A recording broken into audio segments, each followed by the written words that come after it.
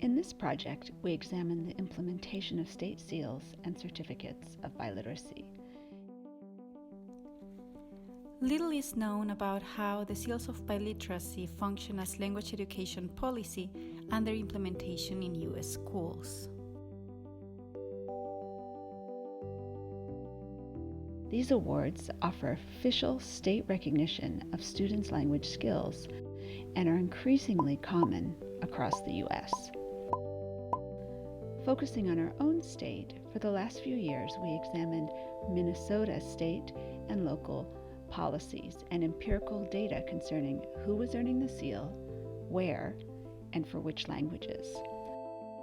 We interviewed school administrators, teachers, and state education leaders across the state of Minnesota.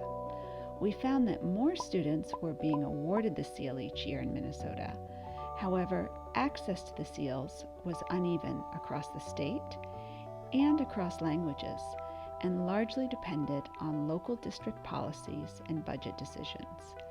We also found that the value and utility of the seals to the students and teachers was sometimes unclear. More broadly, when we listened to educators, teachers, and administrators, we found that seal legislation rests on a neoliberal logic and on a market-oriented, rational choice ideologies. For students, seals are a means to cultivate their credentials and to competitively position themselves on the educational, occupational, or professional market. In turn, for districts, seals and credentials are a low-risk, low-investment means to signal commitment to diversity without having to actually commit to it in programmatic or in budgetary terms.